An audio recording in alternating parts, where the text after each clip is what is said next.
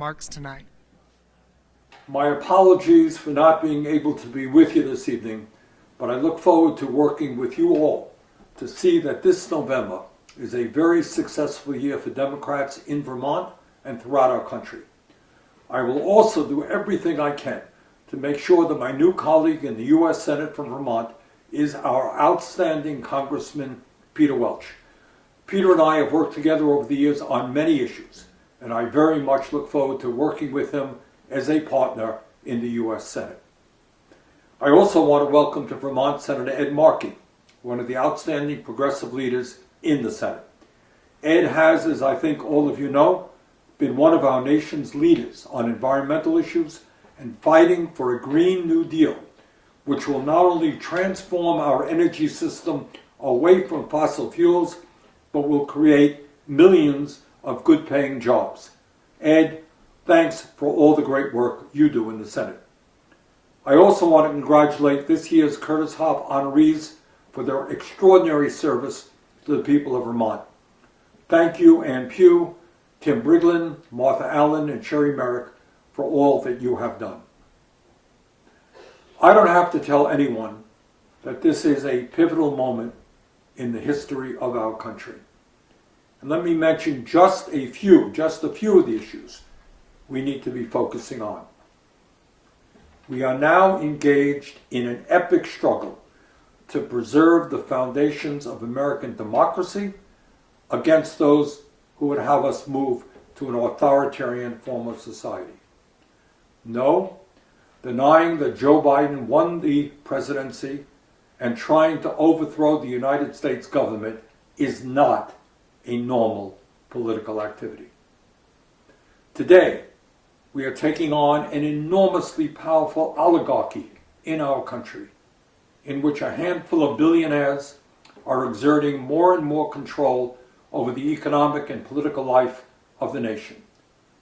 Not only are we seeing unprecedented income and wealth inequality and terrible attacks against trade unions, but we are seeing, as we speak, some of the wealthiest people in this country, through their super PACs, pouring millions of dollars into political campaigns to defeat candidates who are representing the needs of working families.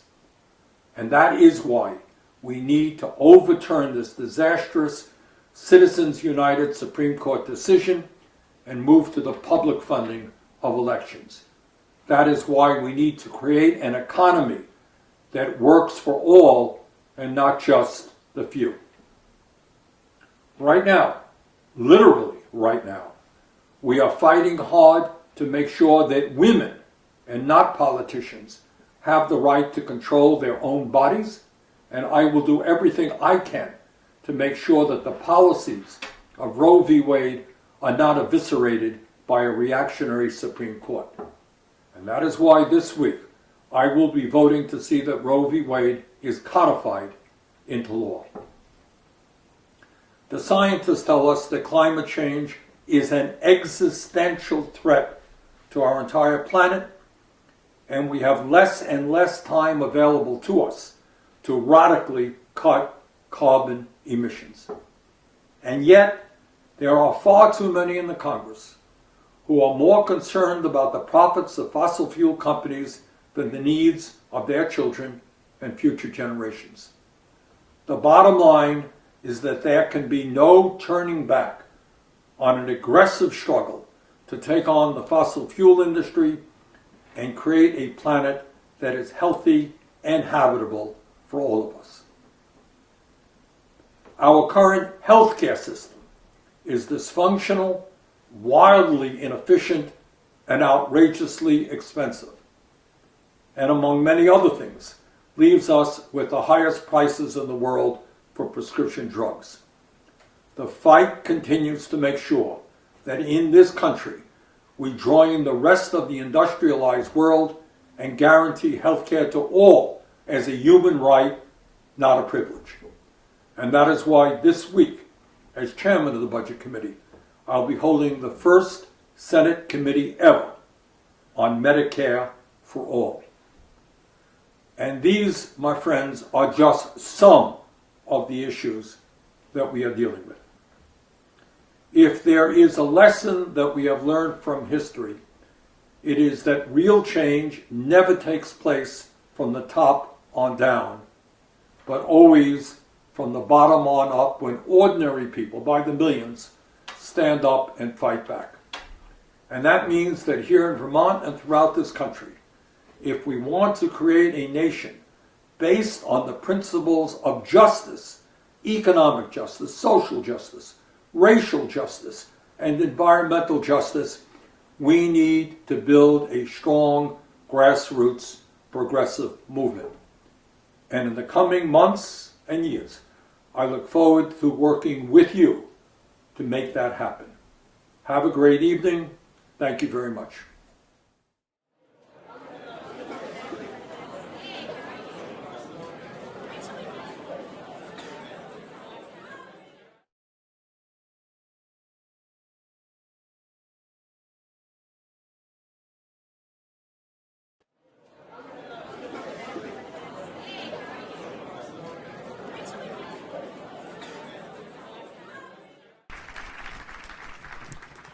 I have the supreme honor of introducing someone who is not retiring this cycle. Senator Bernie Sanders was hoping he could be with us tonight, but as we all know, he is a very busy person, so I'm thrilled on behalf of the Vermont Democratic Party to introduce his remarks tonight.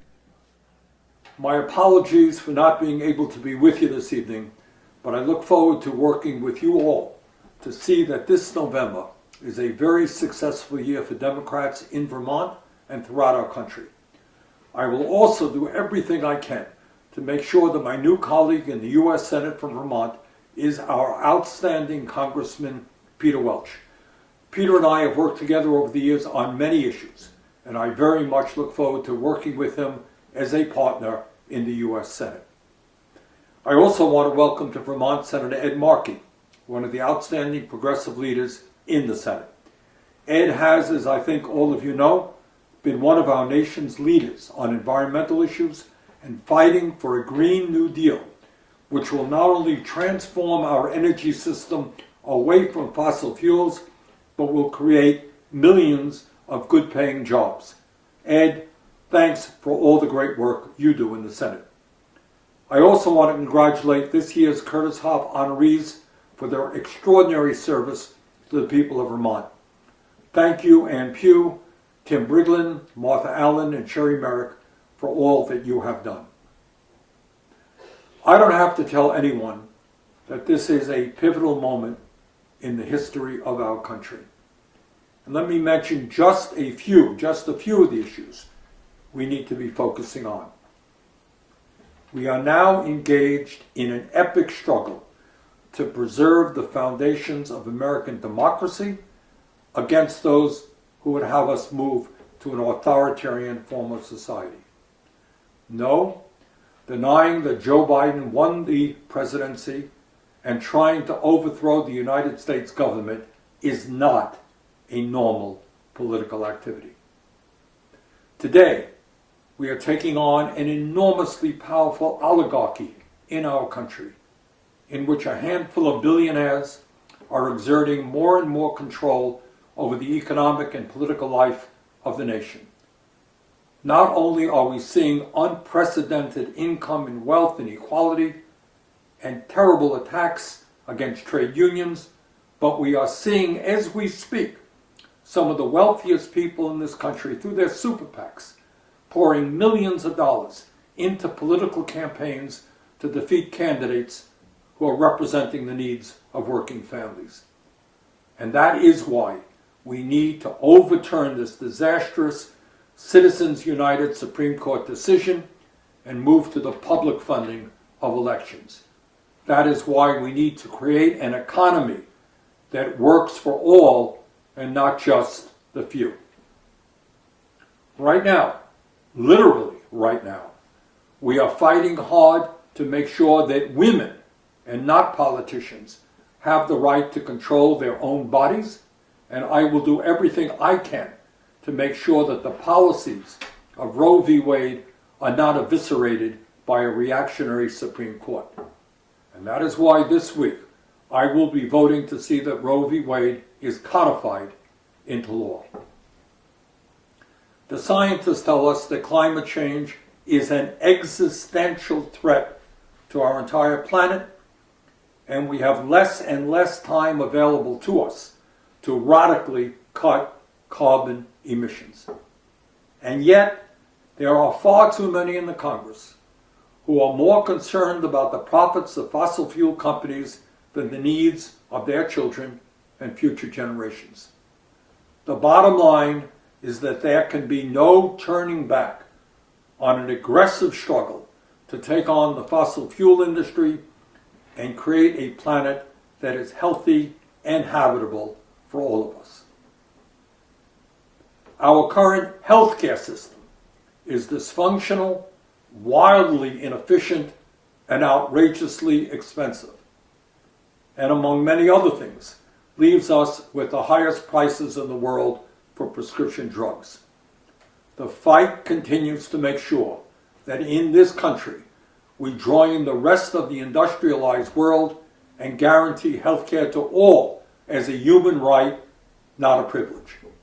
And that is why this week, as chairman of the Budget Committee, I'll be holding the first Senate committee ever on Medicare for all. And these, my friends, are just some of the issues that we are dealing with. If there is a lesson that we have learned from history, it is that real change never takes place from the top on down, but always from the bottom on up when ordinary people, by the millions, stand up and fight back.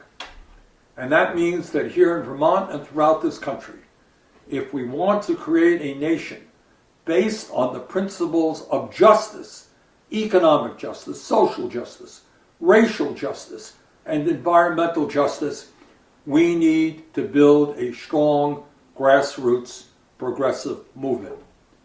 And in the coming months and years, I look forward to working with you to make that happen. Have a great evening. Thank you very much.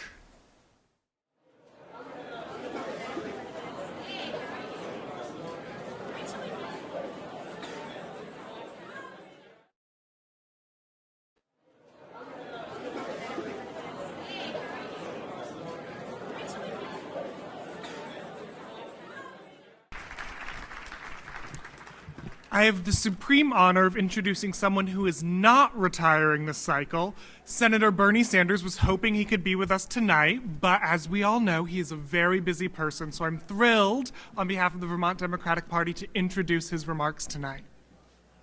My apologies for not being able to be with you this evening, but I look forward to working with you all to see that this November is a very successful year for Democrats in Vermont and throughout our country.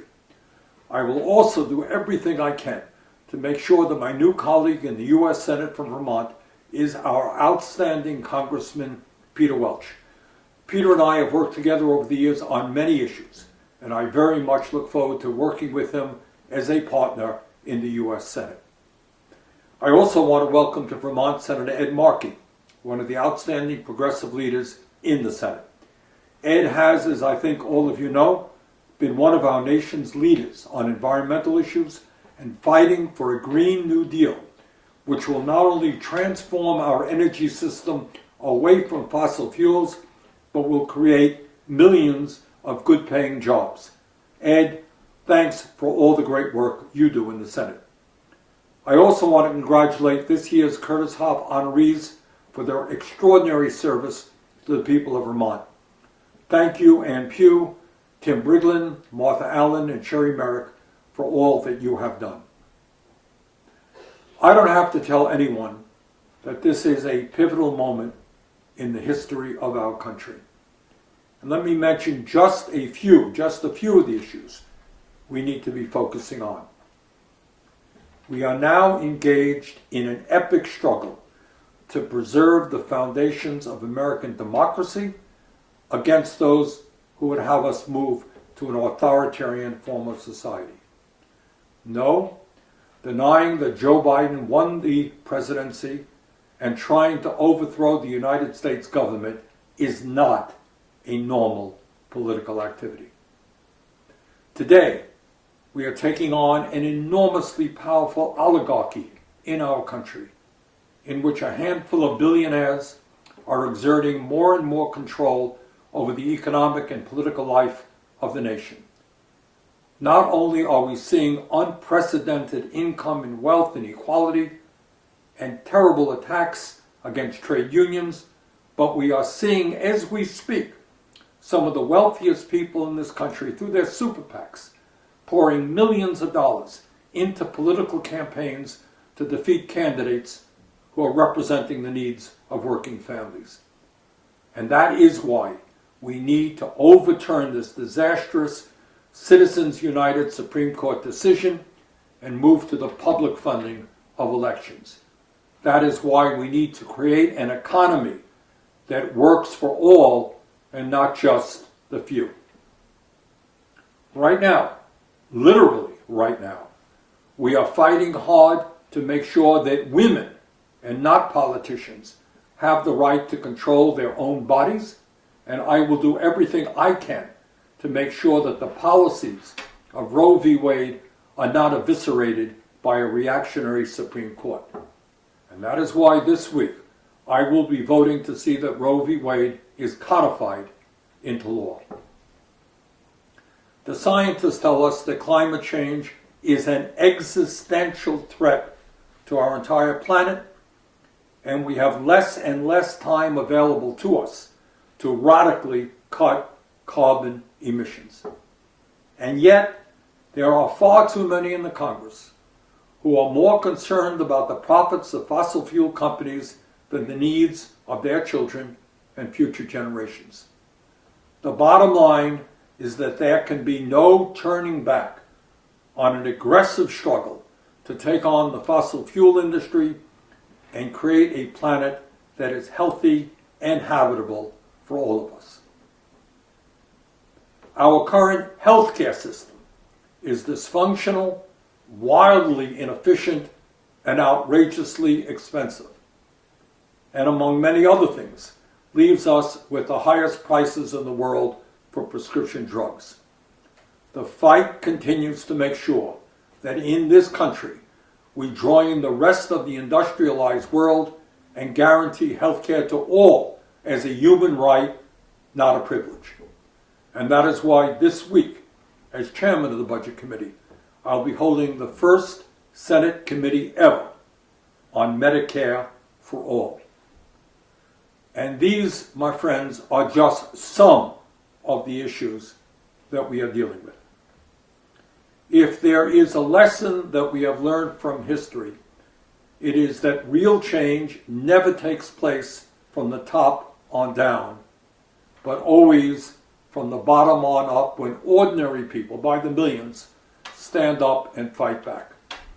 And that means that here in Vermont and throughout this country, if we want to create a nation based on the principles of justice, economic justice, social justice, racial justice, and environmental justice, we need to build a strong grassroots progressive movement.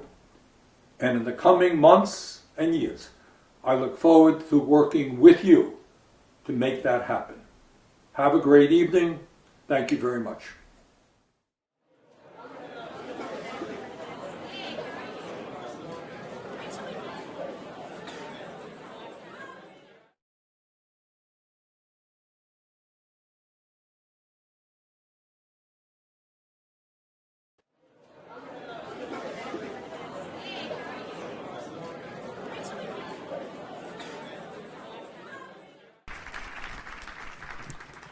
I have the supreme honor of introducing someone who is not retiring this cycle. Senator Bernie Sanders was hoping he could be with us tonight, but as we all know, he is a very busy person, so I'm thrilled on behalf of the Vermont Democratic.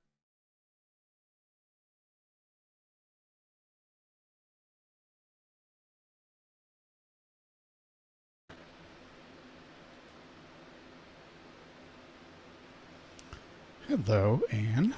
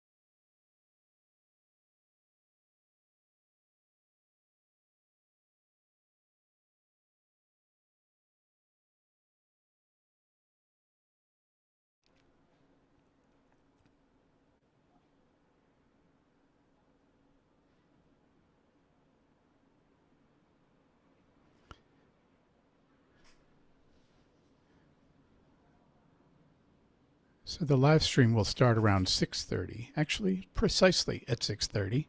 And if you are here to watch the candidates in the forum, I would invite you to visit bobthegreenguyde.com/2022-windsor-orange-2-candidates-forum.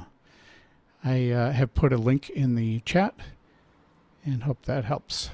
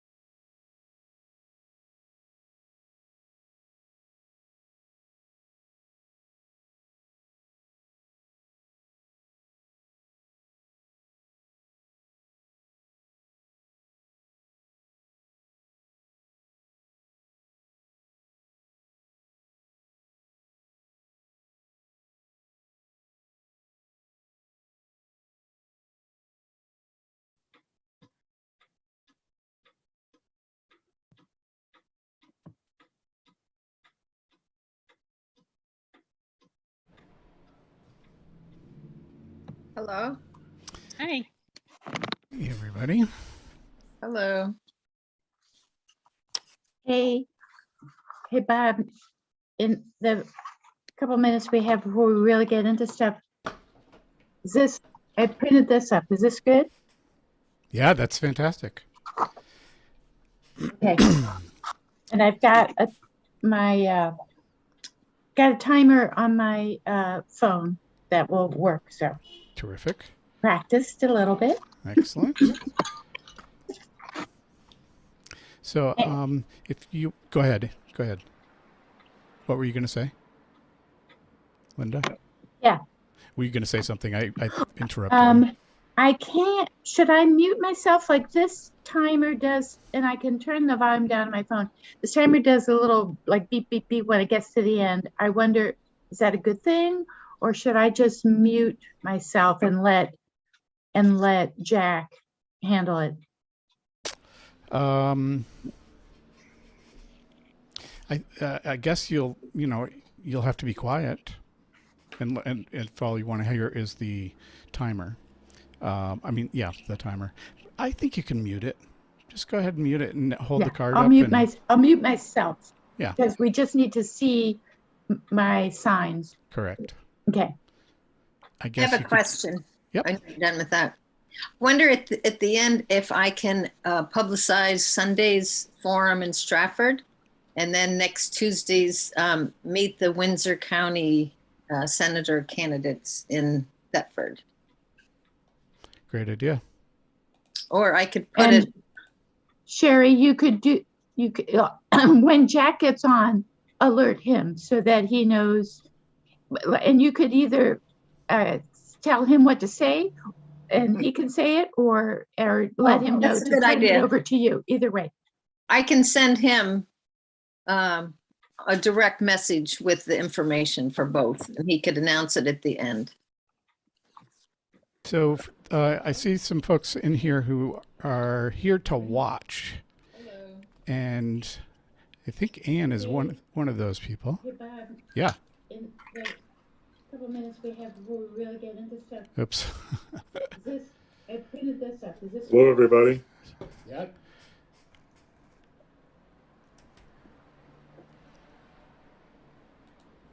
There we go. Hello, Jack. Hi, how are you? Good.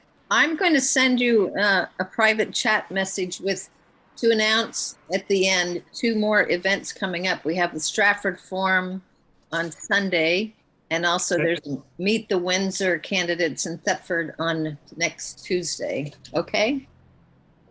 It may be easier if you just continue to tell me and I'll write it down. I'm not sure I can access a chat window here, so. Okay. The only thing I can do is screw it up probably, so. Can I send you the information on email? I don't, I'm trying to think. Yes, let me go get my phone. Okay, I'll do that because it's a lot of details. All right. Okay.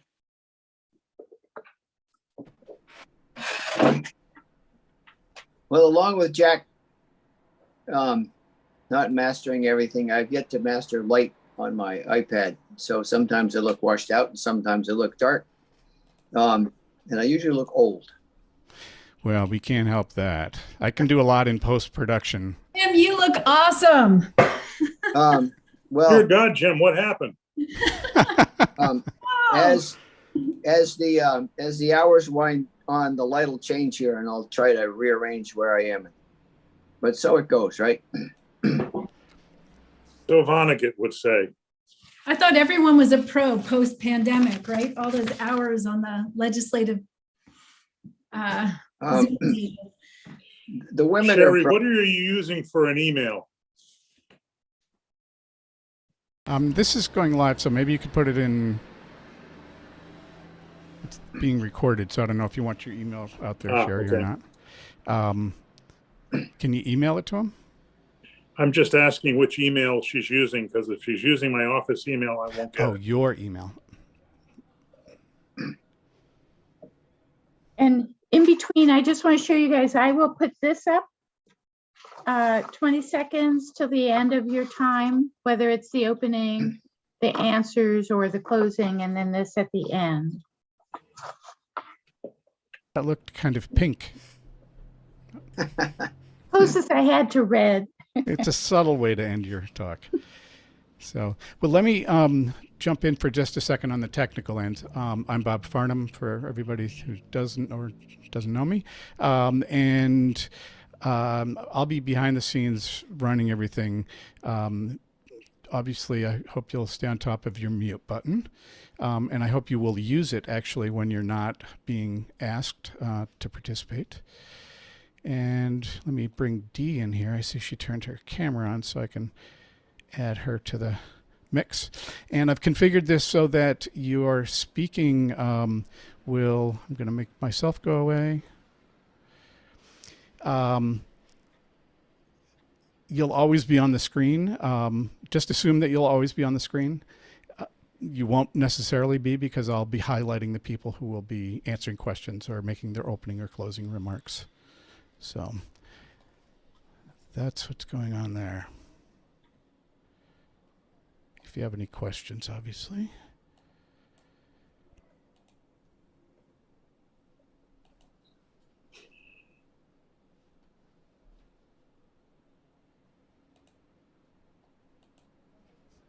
So Linda is going to be at the top of your screen. I think you can all see it. And Linda, can you hold the, yep, and can you wave that flag? There you go. And can you all see that? No.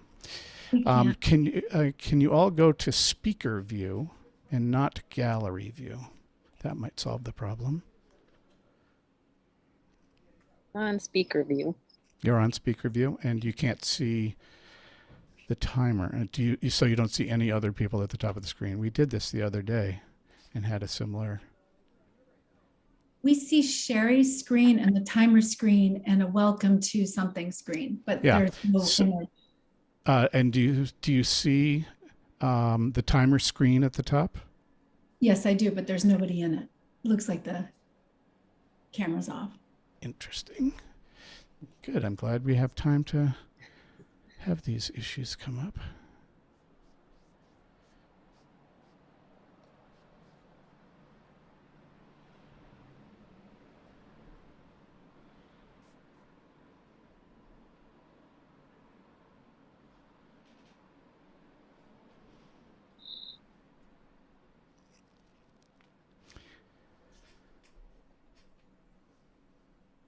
Bob, I just started and stopped and started my video, hoping that might change it, but it appears not to have. Yeah, and I saw that. Thank you. I was going to ask you to do it, and then you jumped the gun and did it for me.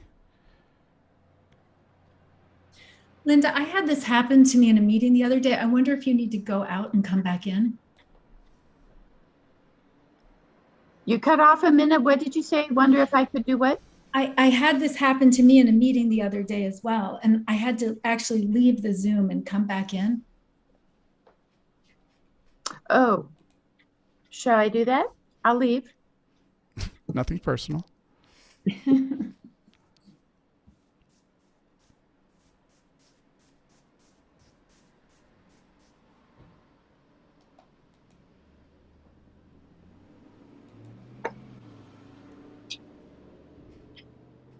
Dee, you must have fewer bugs than I have at my house. At the moment, I'm kind of waiting. I'm jealous, but I also think you're brave. I'm the person who gets bitten when no one else does, so I have a.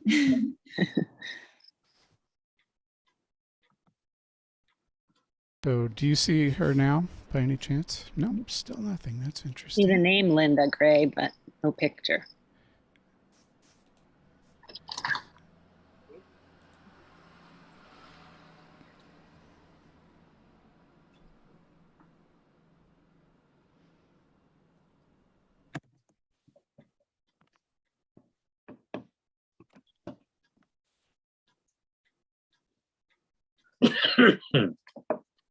Well, This is There's Plan Linda. B. There she is. This is Plan B.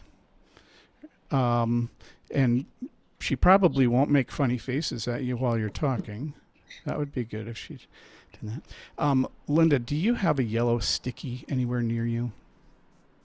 Yeah.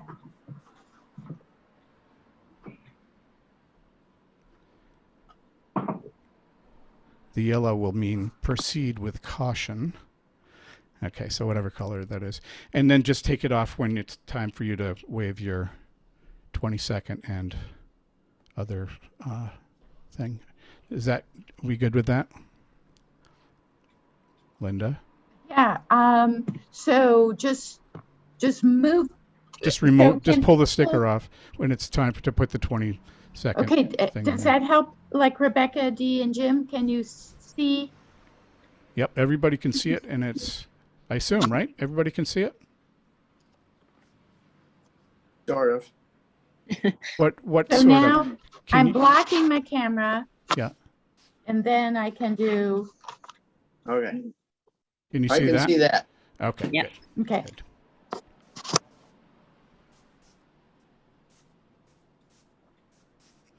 So that was Plan B. That's that.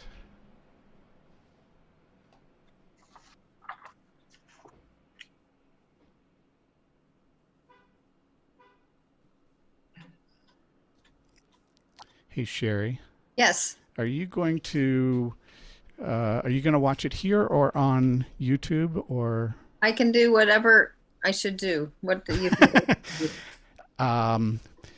If you could go to the page that I put up. Yeah, Do you have, it's in the chat. I don't know if you all can see that or not, but yeah. so yeah, just visit that page. It is it's running right now, so I just started it just to make sure, and I'll be hitting record in a minute too, just to make sure I don't forget Yep. that. Bob Yes. and Sherry, before you do that, Sherry, I still don't have your email.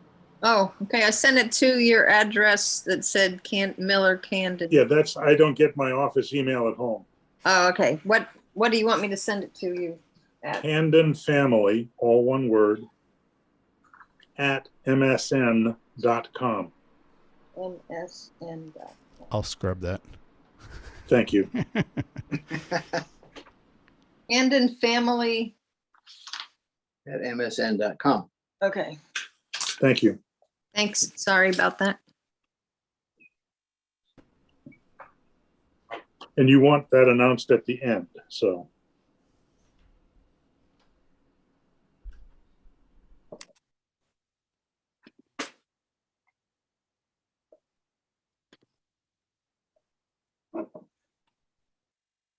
I have 4 minutes to go get a glass of water or unload a glass of water.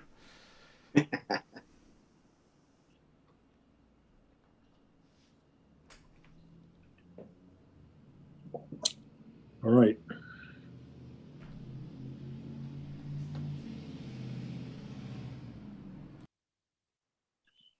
I'm just trying to, what is the district called these days? Windsor Orange 2?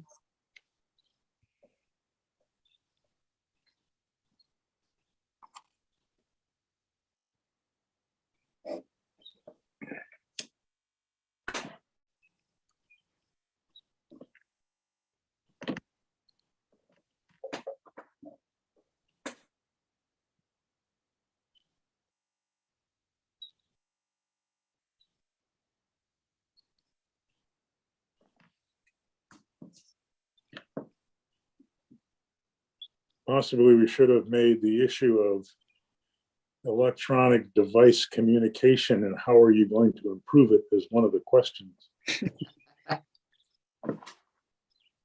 We muddled through. I would have definitely answered that one.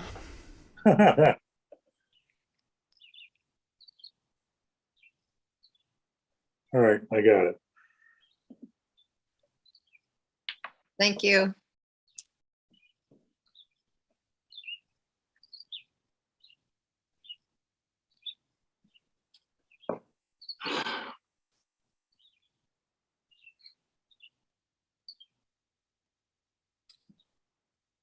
Am I going to get a heads up at 6:30? My watch says 6:30. Are we? I have 6:28. Okay, so Bob, you're going to give us the go? Yep. Okay.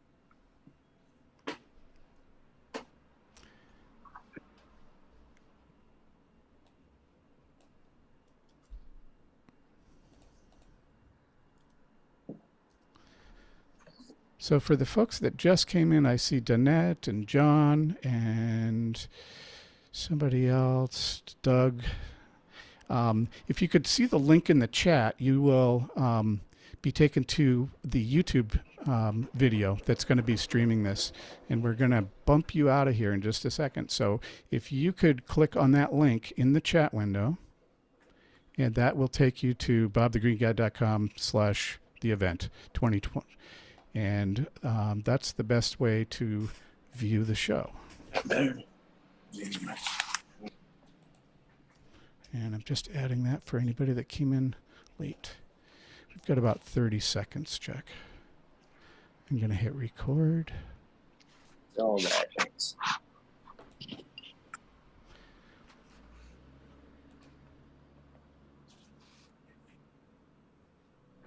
Try that. I'll just have to do.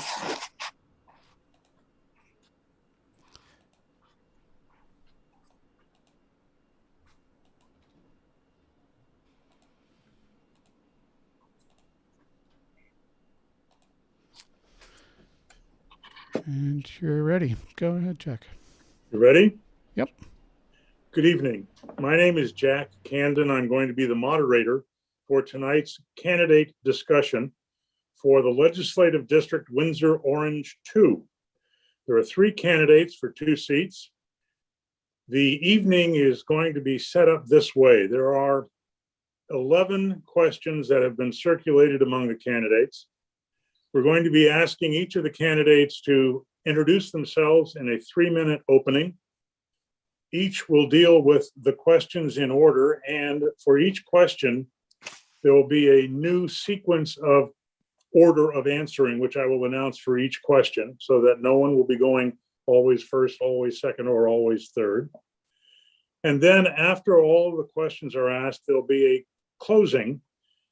The opening has been selected literally out of a hat in random, and the opening comments are going to be by Dee Gish, and then Jim, and then Rebecca, in that order. And in closing 3 minutes, they'll be giving their closing in reverse order. So with that, I would like to thank the 4 town committees of Thetford, Sharon, Strafford, and Norwich for putting this together, and to Bob Farnham for making sure that this is electronically happening and people are able to watch. So with that, as I mentioned, the opening was chosen by names in a hat, and I'm going to ask in order the candidates to introduce themselves and to try to maintain that 3-minute notice for both the introduction and the closing and the answers to the questions, which are to be about a minute. Linda Gray will be available to the candidates on the screen and giving them a warning when there's about 20 seconds left in their time. And then when their time is expired, ask everyone to be collegial and to respect those time limits. With that, then, the candidates introducing themselves in the orders of Dee, Jim, and Rebecca, in that order. First, Dee Gish. Hi, thank you so much to Linda, Margaret, Sherry, and Jill, our Democratic chairwomen, for organizing tonight's candidate forum, and to Bob, the Green Guy, for the technology, and Jack, you for moderating.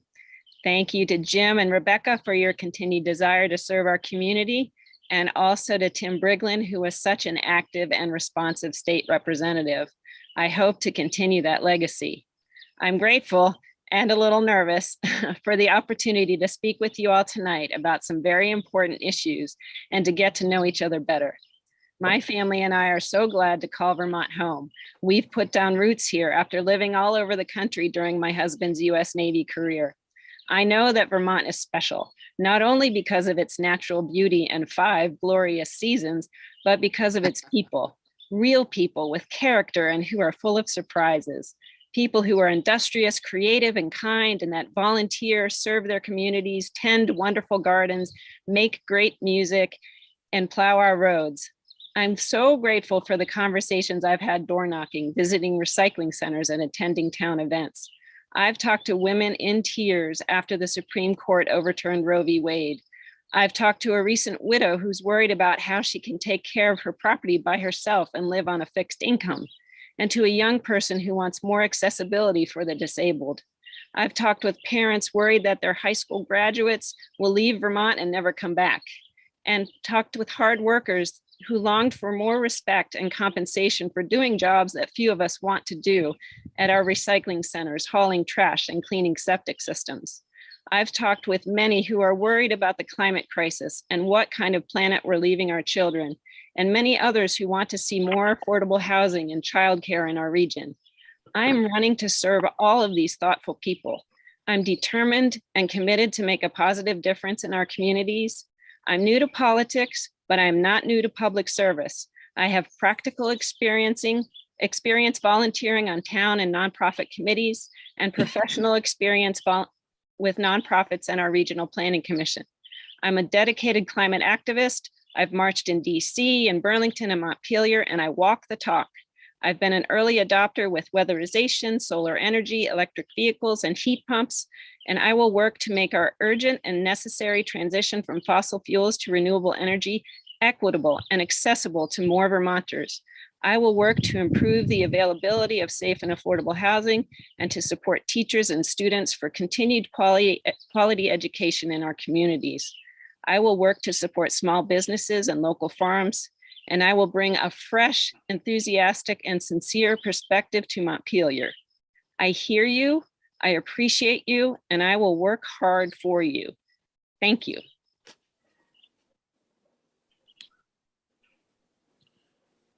Thank you very much, Dee. Jim Maslin.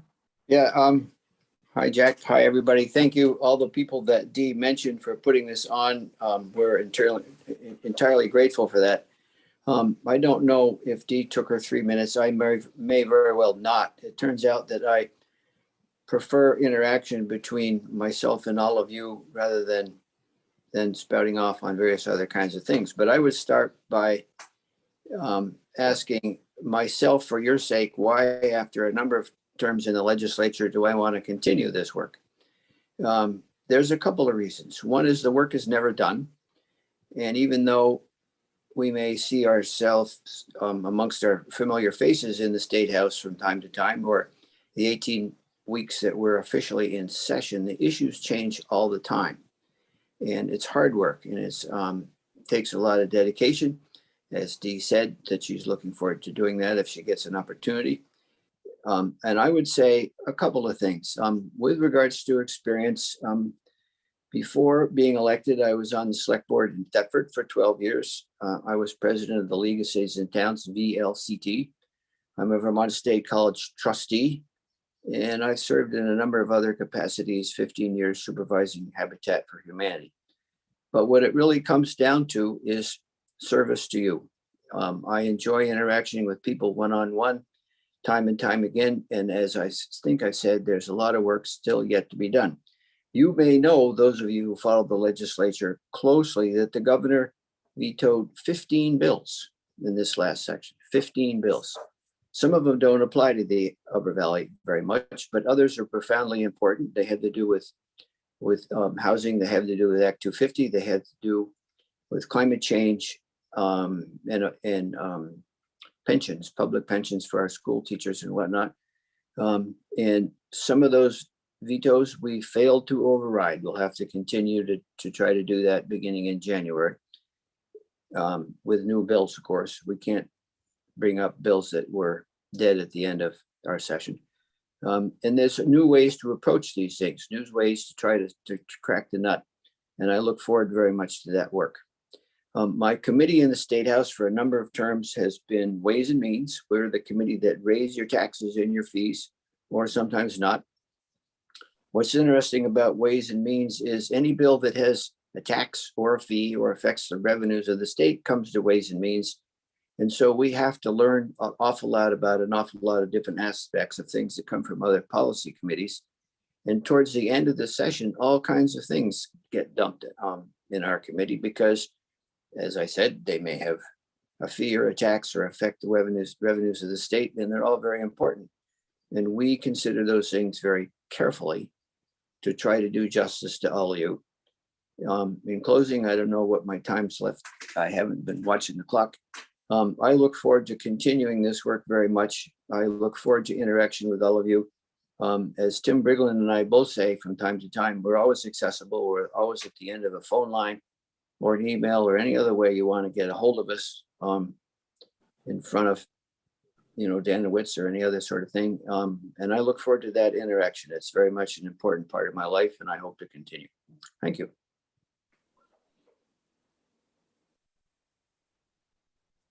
Thank you very much, Jim. I appreciate it. Rebecca Holcomb.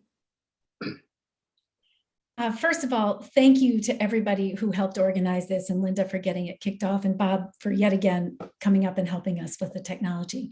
I want everyone to just take a minute and pause, because it's a privilege to come after Jim and Dee. And what we all can see is that everybody in this race is a very good person.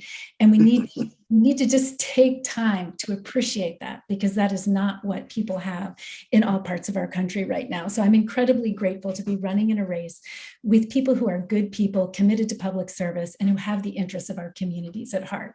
And that's something we should all celebrate.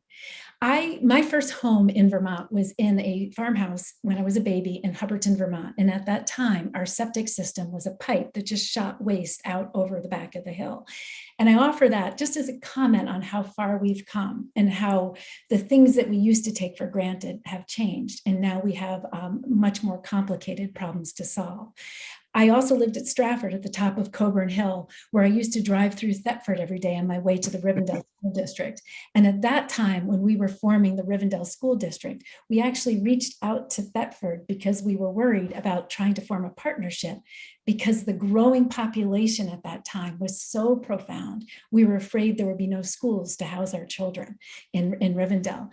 The world has changed a lot. We've experienced a pretty significant demographic change, which has put pressure on our ability to provide basic services.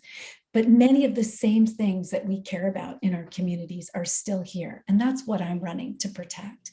I have 2 kids who went through our local community schools. They were cared for by teachers who knew who they were and looked out for them and reached out when they knew they needed help.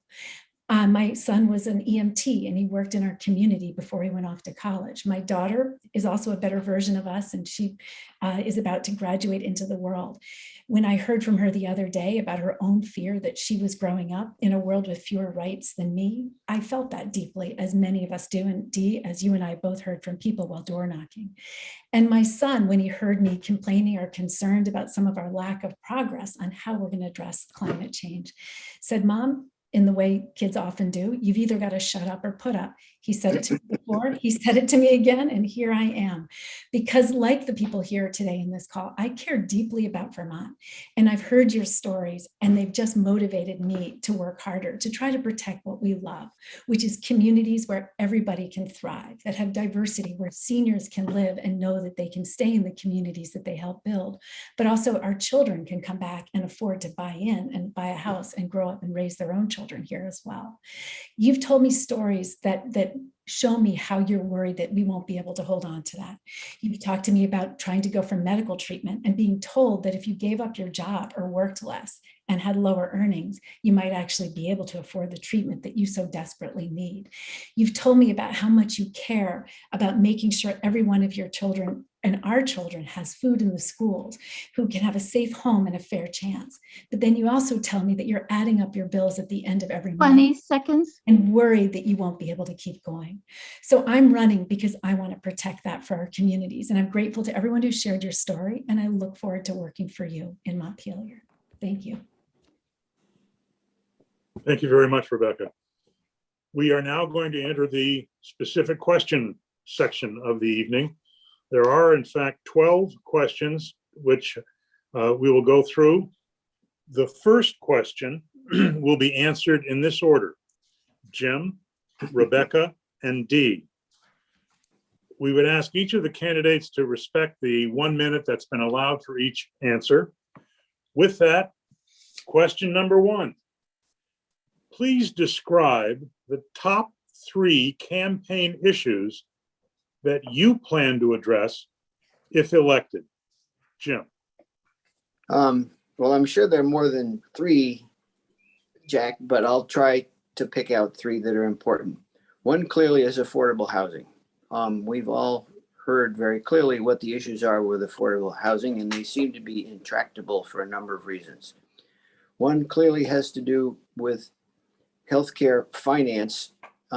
As we've heard and we all know, healthcare is increasingly unaffordable, and it's not getting any better. We've struggled with it for a period of time, but that's certainly one that needs to our top priority. And another one that we're yet to work on. Sorry about that. 20 seconds. Let's wait for this dumb phone to shut up. I'm sorry about that.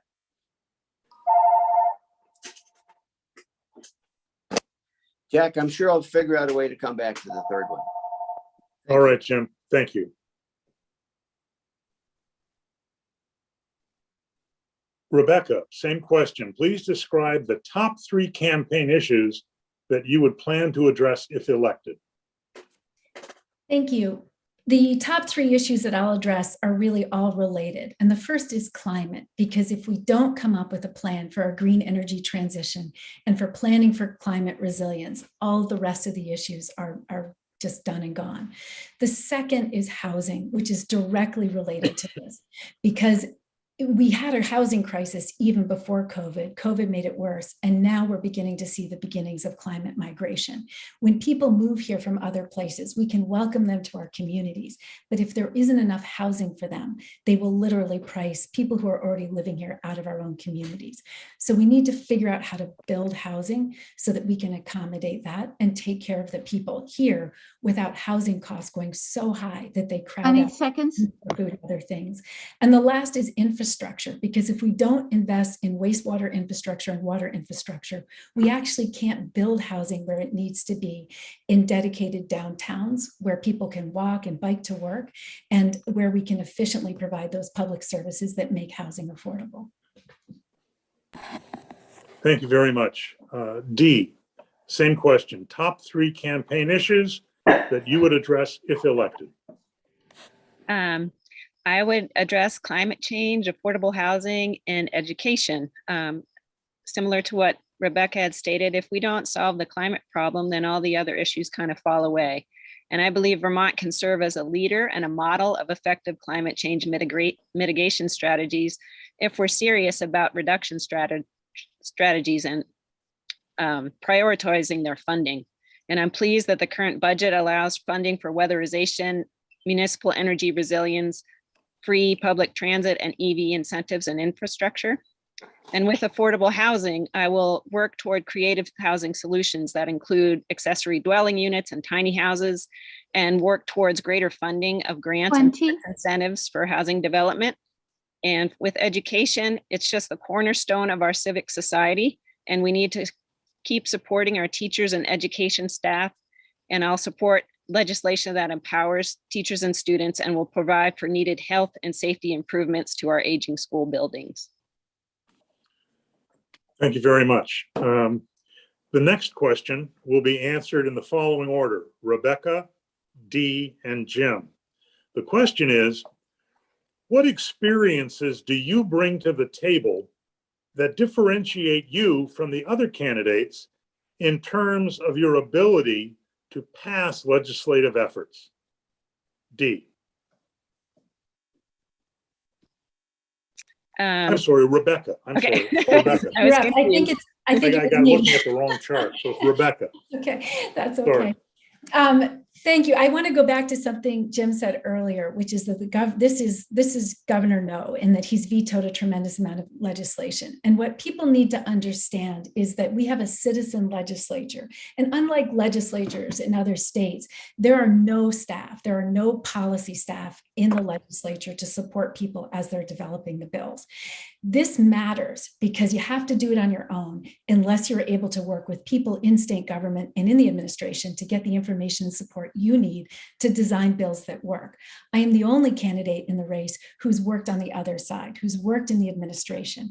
And I understand a lot about implementing bills and also how you have to write legislation so it can be implemented. You may remember the pre-K bill. We had to delay it because it couldn't be implemented without breaking the law. So I have that experience. I have deep connections in state government already, and I have deep connections also with current legislators to build those connections and get the important issues across the line. Thank you very much. Sorry, my error in identifying who is going next. Now it's D. And the question again is, what experiences do you bring to the table that differentiates you from the other candidates in terms of your ability to pass legislative efforts? D. Thank you. Well, I have a lot of volunteer experience at the local level, and I'm an active listener. I volunteer with organizations that I care about while I'm working full time, and I collaborate and work together with various organizations and stakeholders. I have practical experience working with some of Vermont's state programs and initiatives, including successfully acquiring a matching grant for solar at the Sharon Elementary School, completing a small housing investment project in Sharon with an emphasis on energy efficiency and renewable energy. And we worked with local contractors and vendors and went through all the state permitting requirements and applied for grants and Efficiency Vermont rebates. And I'm not afraid to get my hands dirty and work together, literally. I helped rip out lath and plaster and hauled away construction waste. And I also have years of experience on Sharon's Energy Committee, organizing button-up and solarized campaigns. And I'm committed to working with other legislators to get things passed. Thank you. Thank you very much. Jim, same question. Yeah, thank you, Jack. I'll try to concentrate on just a couple of things. One is, as I said, I was 12 years on the select board, and I've been a couple of decades in the House, as a matter of fact, and serving on VLCT and state college boards. I get to see issues from the backside in many cases. And then we see them, I guess you could say, from the front side when we get to the legislature. I don't seek credit for many of the things that I've done. I prefer to work in the trenches, sometimes in the gaps between different perspectives to try to get something out of committee, the best bill that we can get, and then pass it on to the House floor. And I've been quite successful in that regard. So I guess it has to do with a practical experience in legislative work. And I could share many other things, but we're trying to work through the evening equitably. So I enjoy sharing my experiences with other people, and I think I've been very effective in that regard, and look forward to doing that more. Thank you. Thank you, Jim. All right. The third question will be answered. I'm double checking to make sure I get this correct. D, Jim, and Rebecca, in that order. D, Jim, and Rebecca. The third question is, what do you admire most about your opponents? D. That's good. I really appreciate this question. And I admire a lot about my opponents, and I don't consider them opponents really, as more as co-conspirators to make the place better. And Jim, I admire your 23 years of dedicated and responsive service as a state representative, and admire your years with Habitat for Humanity, your many years of service on the Thetford Select Board, and your work with VLCT, EC Fiber, and GMEDC. And Rebecca, I really appreciate how you graciously introduced yourself to me at the puppet show in Strafford, and I admire your experience as an educator and as Secretary of Education, and admire your drive and competitiveness and your organization. Thank you very much. This is a fun question. I will take this time to point out that the questions were compiled by a combination of constituents and the town organizers of this event. So with that, Jim, do I get to, Jack, do I get to answer that one? oh, absolutely. Next is Jim and then Rebecca. Oh, I thought Jim had already gone. Never mind. Sorry. Good question. Interesting question, Jack. I'll start with Dee. Dee's not used to vocal public service, although as she's pointed out, she's done a lot of things to serve regional planning, Two Rivers Ottaquiche, various other kinds of things that the things that she's done in her town. But she's not used to asserting herself, at least I would say. And what I admire about Dee is she's been asserting herself very effectively in the period of time that we've been running, and learning how to do that, which is all about what we do in the legislature. We have to get out of our comfort zone and do things that we didn't expect to be doing maybe 12 months ago or something to that effect. And Dee, you're doing that very well. And Rebecca, as you and I have talked, you said that you know how the administration works, but you need to learn how the legislature works. And they're two different animals, as we all know. And what goes in the Scott administration doesn't necessarily go in the House chamber. And so you're both trying to learn a new role, and that is a worthy endeavor. And I can say sometimes we've seen new members who come into the House who they know everything. They're going to tell us how to do. And after a while, they have to learn, oh, geez, that's not quite what I thought. I have to learn to get along with these folks. And so I look forward to, I'm hoping I get reelected, but I'm hoping that we work together effectively and amicably. And each of these women has qualities that could lend to that successfully. And so thank you both for running. Thank you, Jim. And yes, Rebecca. Well, I am thankful it isn't like the administration, because his first year in office, Phil Scott did have all of the secretaries clean up trash on the side of the road on the last day of session so that they couldn't provide support to the legislature. I love this event and this question because I do admire so much. I mean, Jim, you have had years of experience. You grew up here, you came back here after leaving, and you've served on the select board in a variety of capacities. I'm still trying to find somebody who doesn't know you. And I appreciate that. And I appreciate the lunches that we had when I was still in Montpelier and got a chance to work closely with you. And Dee, I don't know you, but actually personally, except for tugging war with you and meeting you at the puppet show, but I know from looking that you are involved in so many places in your community, and that your hand is on the wheel in so many places. And I just have tremendous respect for somebody who shows up again and again for public service, whether it's on the Energy Committee or the Land Trust. And you know, I know that like us, you really care about protecting a bright future for your kids and for our communities. And it's a privilege to be in this. And I just have to say, I want to echo what you said about opponents. We should all remember that when Tim Briglin first ran and he defeated Irv Tomei, it was Irv Tomei who actually worked with Tim Briglin to put across the line this communications union district bill, which is why now, when we had that federal money, finally, we were able to fund the expansion of broadband into all corners of the state. This is a partnership, it's a collaboration. Politics is a team sport, and I hope we can all work together, whoever wins this race. Thank you very much, Rebecca. The fourth question will be answered in the following order: Jim, Rebecca, and Dee. The fourth question, a constituent had asked what the candidates would be willing to sacrifice to mitigate climate change. The question has been framed a little more specifically: do you support raising the necessary revenue to meet our climate obligations, either through raising new taxes or redirecting existing revenues in the annual budget process? Jim. Good question, Jack. And that's Ways and Means ballpark, I guess I could say. The short answer is yes and yes. I guess the question is, how are we going to do that? First of all, I would state with something that's not explicit in your question, which is we all have to learn how to consume less energy and less stuff that we probably don't need, because it all stuff that's manufactured on the Pacific Rim takes a tremendous amount of energy somewhere, and then to get it, and then we use it, and then we dispose of it. But I'm not really answering your question. In Ways and Means, we have struggled with how to raise revenue. Monty? A couple of sessions back, I proposed raising the fuel tax for weatherization. That didn't go very far. There was a lot of pushback.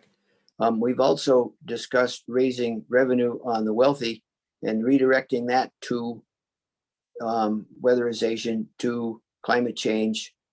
It's a partnership between Ways and Means and appropriations. We raise the money, and then the appropriations committees in House and Senate direct on where it goes. Sometimes the partnership is not all as successful as we like. Ways and Means is good at raising revenue, but we don't always get to see where it goes. And so I'm in favor of working our way through any number of proposals to raise more revenue, and trying to see that that money gets spent in the most effective ways possible, to catch the low-hanging fruit, to get the most bang for the buck, as they say, so that we can move forward, because it's clear, absolutely, unequivocally, we have to do something different from what we're doing right now. What we're doing right now is not working. Thank you. Thank you, Jim. Rebecca, do you have the question, or would you like me to repeat it? I don't need it. I've got it. I would like to actually reframe the question a little bit, because I don't actually think this is about costing us more. I think this is about when we're actually going to pay the bill and make the investment. And it's also about how we are going to benefit when we make this investment.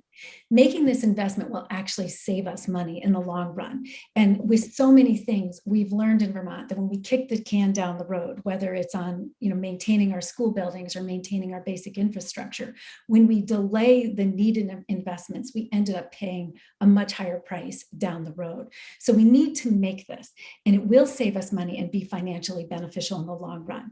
Ignoring the financial benefit of transitioning to fuels that are green is also going to be more costly. But we also are not paying attention to the fact that this is a chance to invest in the new Vermont economy, the new green energy economy, particularly around energy storage and electrification. And I would just, since I'm almost out of time, remind people to think of companies like Beta Aviation, which is probably the biggest living example of our opportunity ahead. We have technological innovation taking place. We have a unique opportunity to invest in building a new sector of our economy that will power and fund the changes we need down the road. Thank you very much. Dee? My response is going to sound pretty similar. Yeah, we all need to make a few sacrifices to mitigate climate change, but those sacrifices can be turned into solutions to create good local jobs in renewable energy and weatherization. And we can do this in a responsible, equitable, and planned way, or these sacrifices are going to be forced upon us when we deal with more frequent climate catastrophes. We see the effects of climate change in Vermont in our earlier springs, our less snowfall, and the greater prevalence of invasive species and pests like ticks and mosquitoes. And we need to ensure that when raising enough revenue to meet our mandated climate obligations of the Global Warming Solutions Act, the Paris Climate Accord, the Climate Action Plan, and the Environmental Justice Bill, that low and middle income Vermonters do not face an undue burden. So we need to raise up everyone and ensure that every Vermonter can be part of the solution as we move away from fossil fuel dependence to greater energy efficiency and renewable energy solutions. Thank you, Dee. And actually that serves as a nice segue to question number 5, and second question in our energy and environment category. The sequence for answering this will be Rebecca, Dee, and Jim. So, Rebecca, the question is, why should Vermont taxpayers provide a $5 million annual subsidy to a wood-fired generating station in Reigate that emits as much carbon dioxide as a coal-fired plant? Rebecca. So I want to thank Dee for actually teeing up the answer to this question. And the analogy here is when we moved to automobiles, we didn't fund buggies to keep competing. We are in a position right now where we have a business that is a business of the past, and we need to think about how to help people move to the future. That's a bigger question that involves Reigate, but involves many other individuals in the state. Right now, we shouldn't. The plant is not a place that is of the future. It's a place where you throw cash in and carbon comes out the other side. We need to be moving to different alternatives, but what we need to be doing is finding ways to give areas like Reigate other ways to participate in carbon storage, but also in the green economy of the future. 20. Instead of investing in maintaining outdated infrastructure that can't serve us in the future, we need to be thinking about how to turn those investments around into creating new opportunities that use the same resources and conserve a future for our children and for Vermont. Thank you very much, Rebecca. Dee. Yeah, I agree. I feel that Vermont should not be subsidizing the wood-fired electric generation station at Reigate. As I understand it, Reigate burns this wood at 23% efficiency and burns 240,000 tons of wood chips annually from trees that are harvested here in Vermont and New Hampshire, and that a current bill allows for the plant to continue to operate and receive this subsidy until the year 2020 or 2023 if the plant can improve its efficiency to 35%, which is slightly better than the average coal burning plant, and if the plant uses its excess thermal heat for a quote beneficial purpose. I don't want to see any job losses as a result of decommissioning the Reigate station, but I'm skeptical of the transparency and accounting for improved efficiency and the beneficial uses of the waste heat. So my guess is that it should be retired and that we should work towards modern solutions. Thank you very much, Dee. Jim, your answer. Yeah, the Reigate plant has been controversial, as we know, and I voted for the bill for a number of reasons. We understand that wood-fired electric generation is not optimal by any means. Among the plants in New England, the Reigate plant is actually more efficient than many, and they've committed, as Dee said, to improving their efficiency, supposedly around 25%, plus producing biochar, which is an soil amendment that'll help increase soil capacity to absorb carbon. But I'd also point out, having talked to the 20. forest there are two similar plants, two plants in Vermont that do this. One is in Burlington, and one is the one in Reigate. And what's critical is that all the wood that comes to Reigate goes through a Vermont forester. It comes, for the most part, on land that's in current use. It's part of forest management plan. And so it's not good wood that goes to Reigate. It's the sort of waste, the junk stuff from foresters don't like to call it junk. But it's wood that can't be turned into saw logs, can't be turned into veneer or various other kinds of things. And so that sort of forest management, which ends up bringing a product to Reigate and supporting a whole lot of people in the forest industry, actually has some benefits that Vermont foresters and forest products people know and appreciate. And I think, as we all agree, increasing the efficiency there and not building any more of these plants is critical. But Reigate plays an important role in our forest economy right now. And I think the consensus in the legislature, forest industry, and also in the administration was not to shut it down without figuring out alternatives for the people that depend on it. Thank you. Thank you, Jim. The next question, continuing in the energy environmental category, is the order for answering will be Dee, Jim, and Rebecca. So Dee, the question is, do you support more in-state renewable energy? And then to describe, what do you mean by renewable energy and how would you support it? That's the question. Okay. Yes, I support more in-state renewable energy. Vermont's renewable energy standard mandates that electric utilities procure 75% of their retail electric sales from renewable sources by 2032 under Tier 1, and that these utilities procure 10% of their retail sales from new distributed generation from plants less than or equal to 5 megawatts by 2032 under Tier 2. And I believe that having more in-state renewables keeps more energy dollars in state and provides for stability of green energy jobs, and that in-state renewable energy also would serve to make the grid more resilient and less volatile to price fluctuation and power 20. outages. And when I speak about renewable energy, I'm talking about solar, wind, small scale hydro. Thank you. Thank you very much, Dee. Jim, your answer. Yeah, absolutely. I do support and will promote more in-state renewables, and we'll have to work our way through to see what works best. Wind lately is entertaining, has hit some roadblocks having to do with permitting on ridge lines, and I think that that's appropriate, that we're not really sure that we should build a whole lot more to that.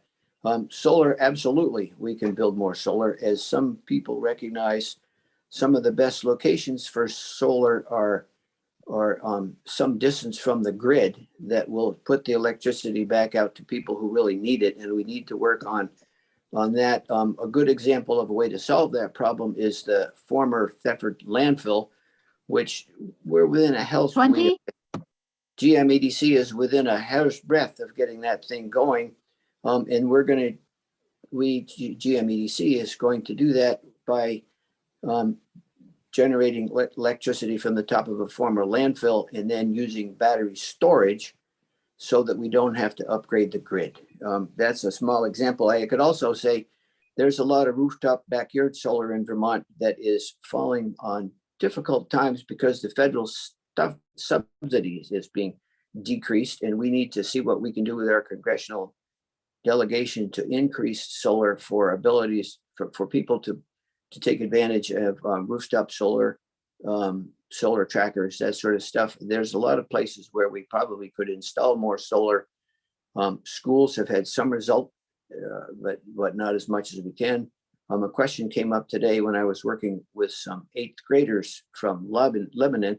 Couldn't we put solar on businesses? A little bit of that is difficult because businesses are frequently, at least the mom and pops that we know in this area, are in urban areas that don't have land for solar displays, but there are certainly larger businesses all around the state that have empty roofs where we could put solar. They're right close to the grid. The electricity would be immediately available, and we should promote that as much as we possibly can, I think. Right. Thank you, Jim. Rebecca, same question. The hard part about going last on this question is I suspect that we all agree on a lot of these issues. So I don't want to bore you by repeating it. But yes, obviously I do. And Dee, you mentioned the green energy standard. I think we need to go back and address the clean heat standard, but we need to go back and address the green energy standard and make sure it's in line with where we need to go and make sure it's in line with the agenda and the timeline we need. Relying on out-of-state energy as much as Vermont does currently is like complaining about you can't afford your food and then refusing to cook at home. We are very energy dependent on out of state, out of country energy.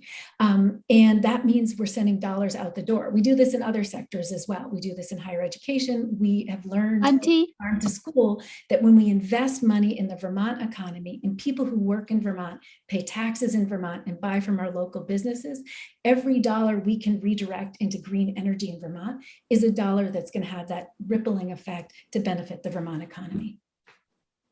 Thank you, Rebecca. In fact, thank you for offering that segue into question number 7. Question 7 will be answered by Jim, Rebecca, and then Dee. Question 7 is, do you think Hydro-Quebec should continue to be counted as renewable? Jim. Yeah, no. Thank you very much. Hydro-Quebec produces water from huge dams in Quebec. And as some people know, the detail of which, when we first started importing Hydro-Quebec, the legislature determined that it was not renewable for reasons that I could get in. And then when we worked through some other energy legislation, the administration came and said, oh, by the way, it's really important that we call this renewable so that we can make our renewable standards.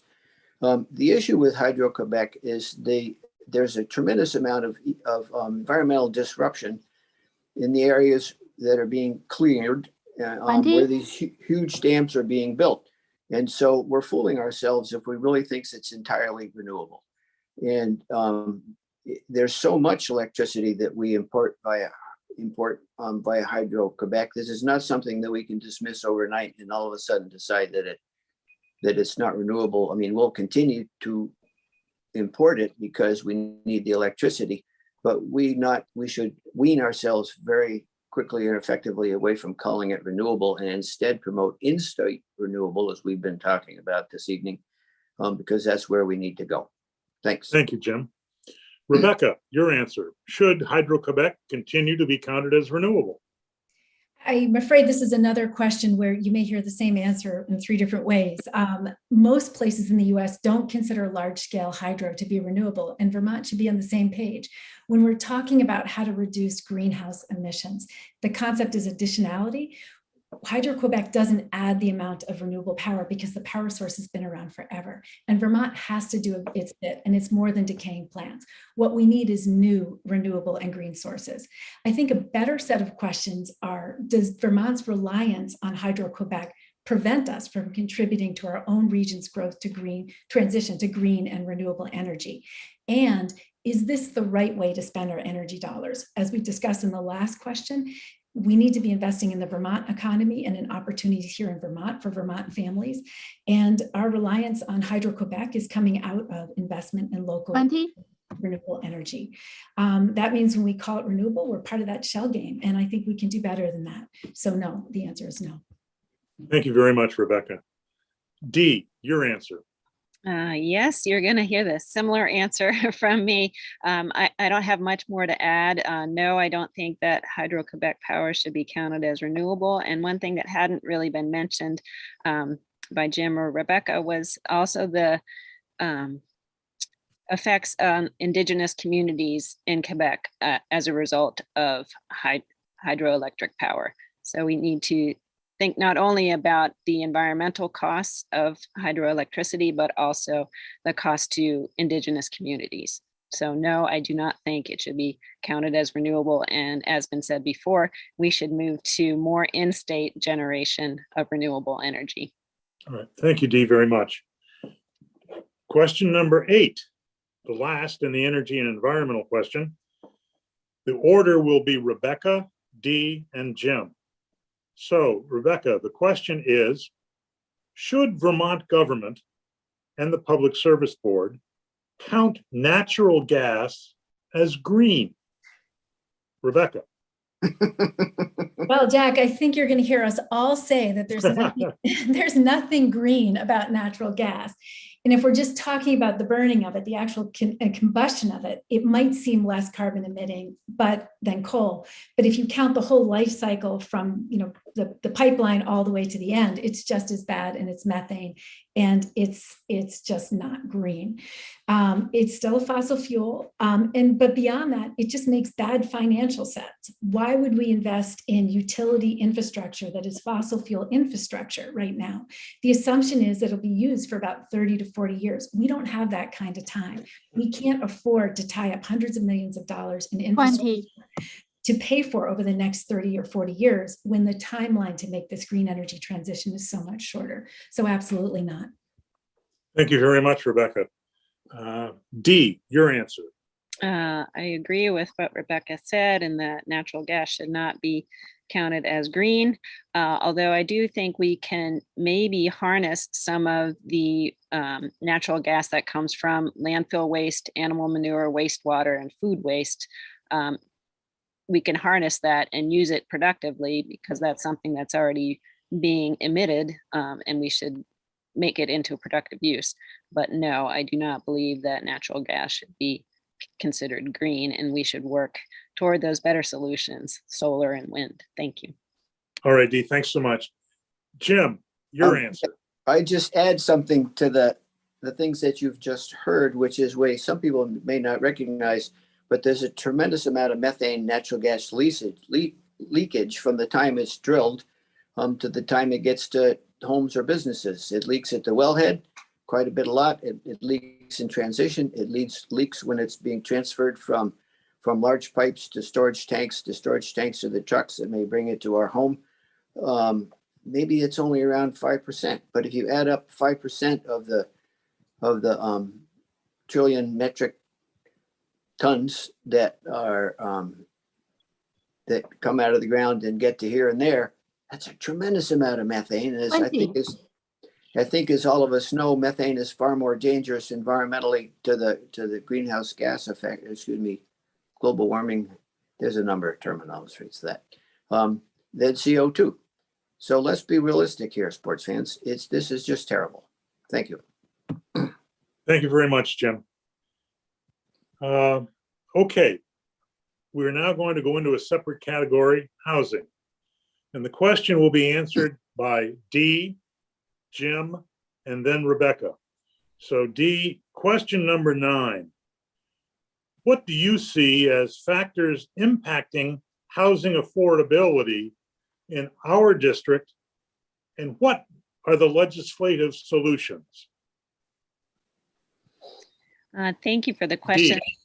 Yes, the factors that I see impacting affordable housing include a lack of water and sewer infrastructure in our village centers, the high price of building materials recently, the need for more skilled labor and building contractor availability, zoning and permitting barriers, and of course, the not in my backyard reluctance to location of affordable housing.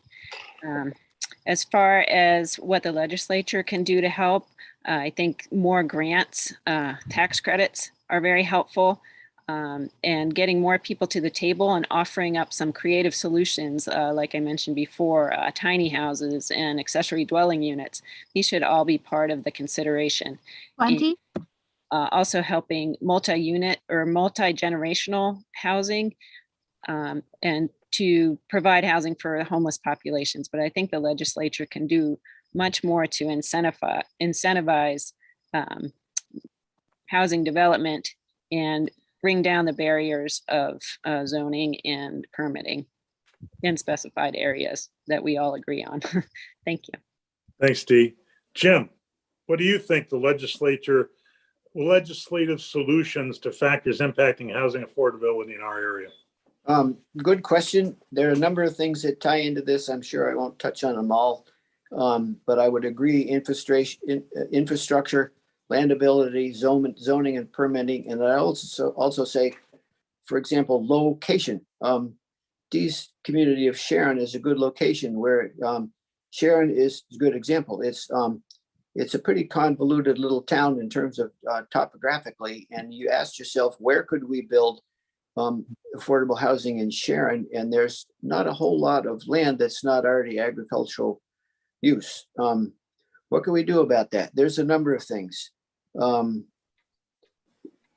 example that we tried to work on this year and the governor vetoed was the Act 250 bill, which would have brought more affordable housing into urban centers, into designated downtowns and neighborhood so designated, and it would by necessity be building housing in some cases in a little bit higher concentration. But if we don't do that, then we're building it on hilltops and farm fields, which is no way to build affordable housing, because then anybody who lives there has to drive some long distance to get to work or to go to West Lebanon or some other place like that. Housing, I think, excuse me for the cat, is an issue that we're going to have to work on solutions in multiple pockets here and there and see what works. But we have a lot of great ideas, but if we can't get them across the finish line, permitting wise, we don't get to see what works. And that's really disappointing. And we all complain about having the same old problem over and over again. There's some good examples of housing being built mostly on the other side of the river, because they have land availability and that sort of stuff like that. What Twin Pines Housing Trust has done in the last number of years is really terrific examples of things.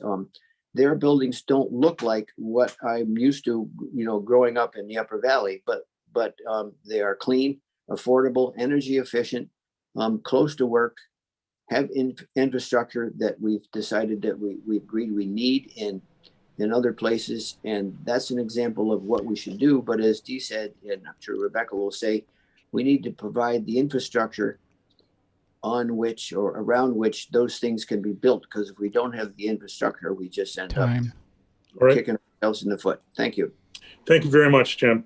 And Rebecca, same question. What are the factors impacting housing affordability in our area? And what are the legislative solutions? Well, as I'm afraid this is another one of those questions where I can say all of the above, just the way it goes. The policy we're trying to push is more housing concentrated in village centers so that people can walk to work or ride their bike, and we can keep our conserved green spaces, but also reduce the cost of building that essential infrastructure. And I absolutely agree with Jim and Dee. We have to invest in infrastructure, and we need to sustain our effort. We can't just move on because we've made some good progress this year in front of the legislature with that. We need to keep going. And so we need to stay focused on this. And we do need to look at everything that's in the book, because what will work well in Sharon won't work as well in Thetford. I was talking to someone at Thetford, it was about closing on their house and moving in a couple of weeks later and the water had dried up and gone. They need a different kind of solution than the person I spoke to in Norwich. Looked around and every house they could see had a failing septic system, and they don't know what to do because there's no place for that to go, because all the septic systems are basically VW bugs buried 60 years ago. So we can look at all the examples that people gave above. We can also look at how many units we permit in form code and designated downtowns. I'm really sorry the governor vetoed the registry for rentals. We need to go back and do that again. And we also need to look at ways the tax code actually incentivizes second homes. We have the second highest number of second homes in the nation, proportional to our total base. And we need to look at whether or not our tax code is actually incentivizing that. In the two of our towns in particular, the education tax rate for second homes is much, much lower than the tax rate for people who are residents.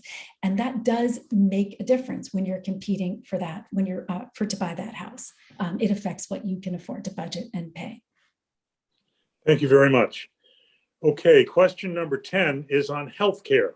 The order for answer is Jim, Rebecca, and Dee. So, Jim, question number 10. How can the state of Vermont positively impact healthcare in our district? Good question. Thank you. No easy answer. One of the things that I've very much been in favor of for quite some time in the legislature is primary care. As I think we all understand, if you take care of yourself with the help of your physician, your local healthcare providers, and don't get sick so often, or don't find yourself waiting because you can't afford anything else to go to the emergency room to adjust something which could have been taken care of much earlier if you work with a primary care physician, it would be much less expensive for all of us. But we've done a number of things to try to make healthcare more affordable in Vermont. But we still find people who don't access primary care because they can't afford that, and then we get more expensive solutions. So I'm in favor of universal health care. We've tried that in the legislature before, but we couldn't figure out a way to afford it. And we can return to the topic when we can. Thank you. Thank you, Jim. Rebecca, same question. So this is a really important issue, and it's something I care deeply about. It's something I heard about from tons of members of our community as well. One of the things, just to give a little context to this, we have to consider the fact that we are a rural state with a population of about 640,000 people and 14 hospitals. Compare us to, say, a town like Albany, which has about the same size and maybe 3 hospitals. The challenge in a state like Vermont is, how do we make sure we provide healthcare in a way that doesn't break our bank? Jim just mentioned that it's hard to move to universal care because we can't get our costs under control. So we have to figure out how to do this in a way that doesn't break the bank, but which also makes sure that there's healthcare where we need it, or there would not be healthcare in our more rural communities and in our less wealthy communities, because markets direct the care to where the resources are. And I hear this concern everywhere I go. So to give you another way to think about this, we need to figure out how to make sure that we are getting the care we need, but not more than the care we need in every part of the state. And we need to also figure out how to address this issue of housing. Because when I talk to people at DH, when I talk to people in mental health, when I talk to our primary care people, they actually can't accept new patients or hire people to take care of us because those people can't find housing. Thank you, Rebecca. Dee, same question. Yes, as we're finding that all of these issues are so interrelated. And with healthcare, the COVID pandemic really exposed disparities in our healthcare system because BIPOC and single parent Vermonters were really hard hit due to less access to healthcare. So I would favor telehealth expansion of services to receive the same Medicare payment as in-person doctor visits, and better healthcare coordination and collaboration between providers. Integrating primary care with mental health care that could expand mental health treatment is important. And Vermont should also pass a family paid leave bill to provide support to families and businesses. And a greater emphasis we could put on prevention strategies, nutrition, and fitness in our education system to help improve health outcomes. Thank you very much, Dee. Okay, next question. The category is education, but it's actually a fairly narrow question. The order will be Rebecca, Dee, and Jim. Here's the question. How should Vermont approach the recent Supreme Court decision apparently permitting state contribution to religious education? Rebecca. This is a question that deserves more than a minute. I just have to say.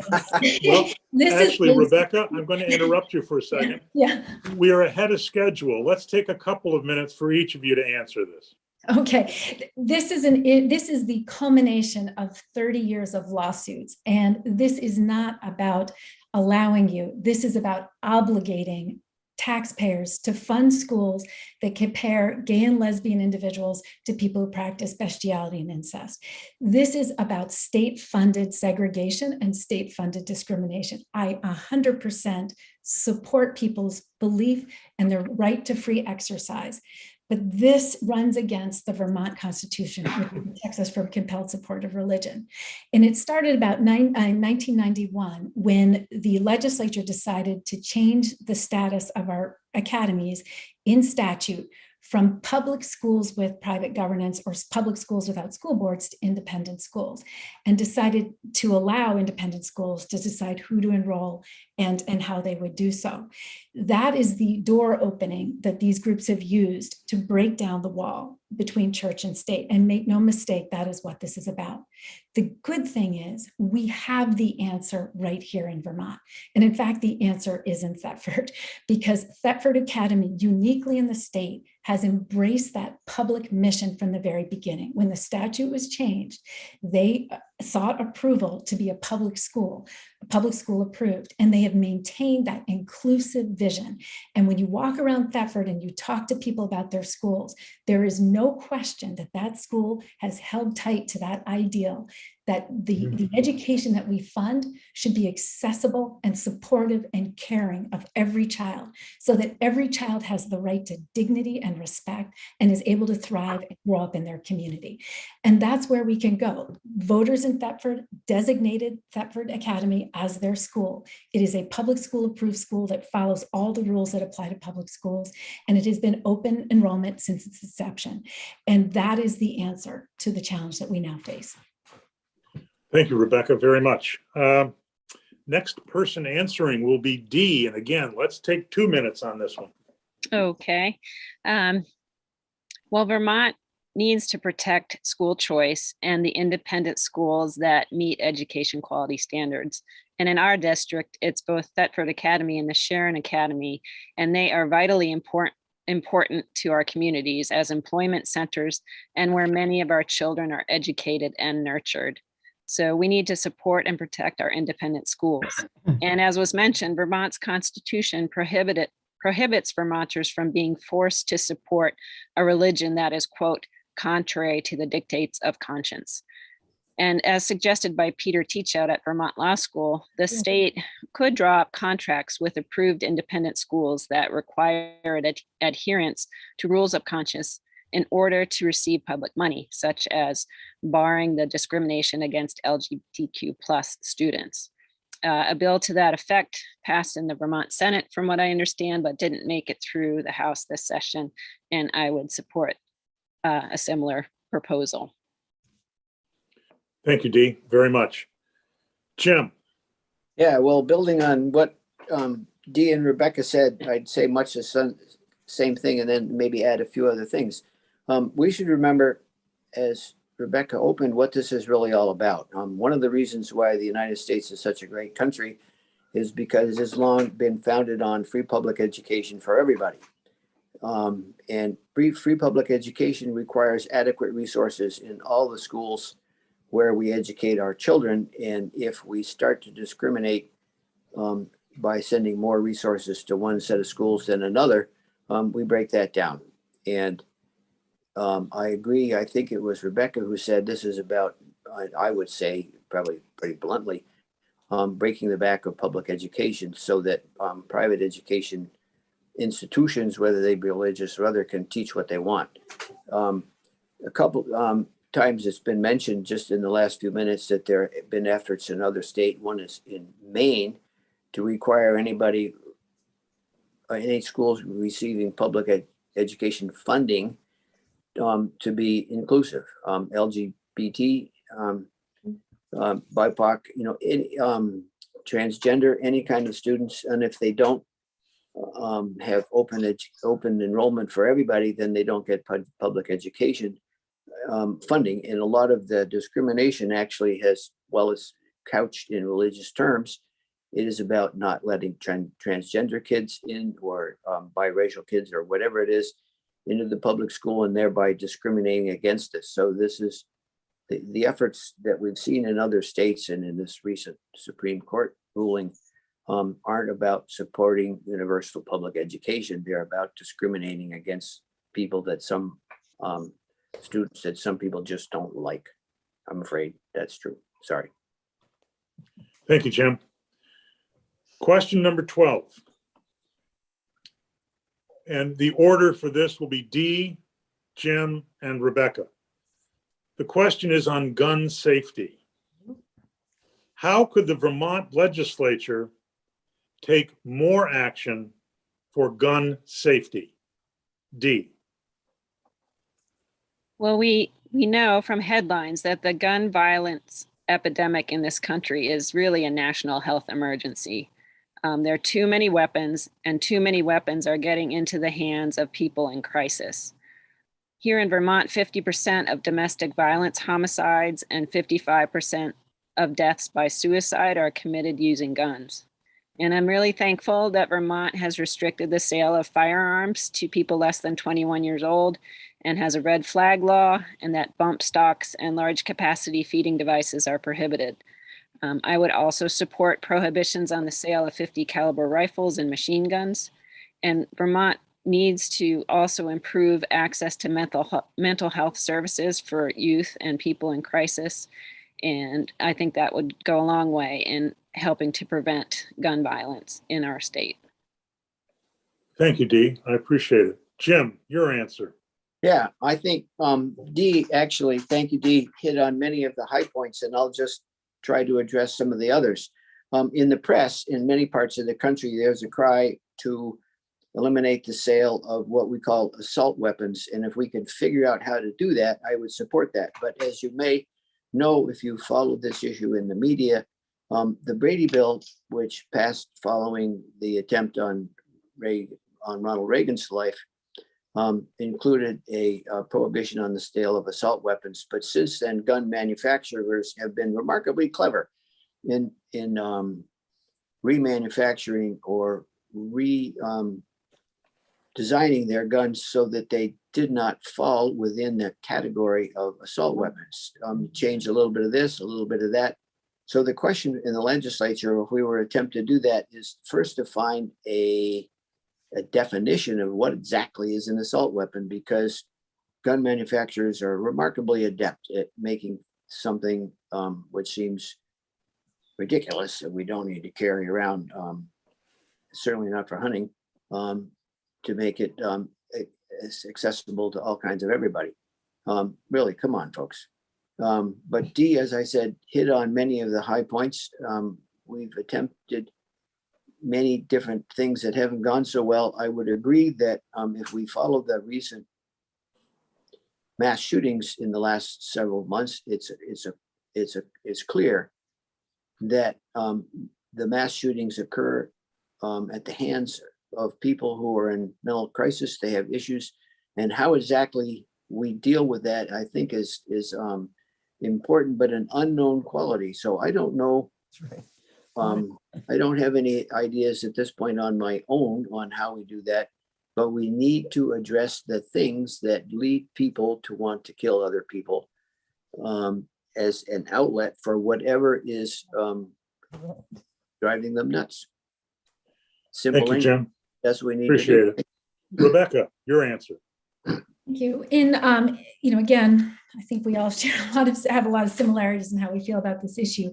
I think we should increase the waiting period. I have a friend who's a coroner who told me he was tired of taking receipts off the dashboard when he went to investigate suicide events where people had died shortly after procuring a handgun.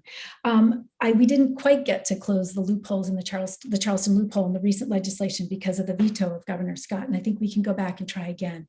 Another place that I think we really need to work is we have banned the sale of high capacity magazines in the state of Vermont because we decided it was too dangerous for us, but we still allow export of those high capacity magazines to other states. And they have now been linked to mass shootings in other states. And I feel strongly if it's not good enough for us and not good enough for our children, it isn't good enough for other children in other states as well. And we can act to protect other people in other communities as well. And in addition to that, we do need to look at handguns. The rifles that people we're referring to are responsible for a small minority of the killings that we're talking about. Many of the killings, particularly in some of our communities of color, are done with other guns that we need to evaluate, and we need to remember how to protect those folks as well. Thank you, Rebecca. I would note that we're about 5 minutes ahead of schedule. The closing remarks were scheduled to begin at 7:45, so I'd like to exercise the moderator prerogative of adding a question. And in the order of Jim, Rebecca, and Dee, I'm going to give you an invitation as follows. For 1 minute, let's keep track of our time. For 1 minute, is there something that we did not cover this evening, or something that you feel should be clarified that is important to you to get out there tonight? So with that being the invitation, Jim, is there something that you want that we didn't cover this evening or that you wish to clarify? Thank you, Jack. Interesting question. There's one thing that I think that we need to address with regards to climate change that I alluded to, and I'd very much like to talk about climate change when I get to my closing remarks. But I alluded, and we didn't spend enough time on the fact that if we're really going to address climate change, we need to work on our own behavior within our households, within our neighborhoods, within our towns. I've talked with a number of people who wanted to see legislation to do this and that, as if to say, if you only had a law, we would have solved this problem. Well, being a legislator, I can say we can't solve all our problems with a legislative result. 20. With a bill.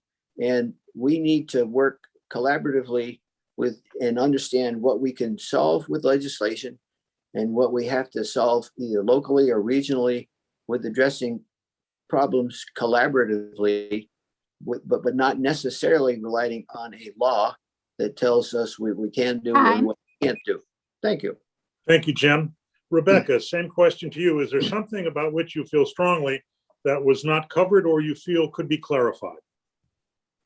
Yeah, I'd like to go back to the question about the Supreme Court, because I want to ask people who are listening tonight, if you really think the intent of this Supreme Court is not to advance the breakdown of the wall between church and state and to break public education. We have a problem in Vermont because we consistently blocked any effort in statute to require independent schools to be open enrollment. In fact, there was tremendous amounts of money spent lobbying to that effect. Two of the four highest spending lobbyists in the state are independent schools who worked very successfully to prevent that. The problem is, if you now regulate in a way that only affects religious institutions, you are setting up a Supreme Court case yet again. And I am incredibly grateful to the House for taking the hard statesman-like decision to hold on this, to hold their cards until we got this case. Because what we know is that we need to be developing a strong definition or understanding of when we, taxpayers across the state, to provide equitable access to education for all kids. What is that education that we are buying, and how does it serve the public mission of a pluralist democracy? Thank you very much, Rebecca. Dee, your answer to the same invitation. Well, one issue that I don't think was raised tonight or by any of the questions that were submitted were just general protections on our democracy and voting rights. And I don't have anything prepared, but I just think it's something that we need to be aware of. We need to protect against misinformation and get the truth out there, and make sure that voting is accessible as accessible as possible to every Vermonter and every person in the United States, because we see the attack on democracy, and we need to ensure that every vote is counted fairly and accurately. I just wanted to raise that up. Thank you very much, Dee. The balance of this evening's program will be as follows. We'll have 3-minute closing comments from each of the candidates, and then with the time remaining, I have a few announcements. We'd ask you to stay with us for those announcements. So with our closing arguments in reverse order of the opening arguments, Rebecca, Jim, and Dee. Rebecca.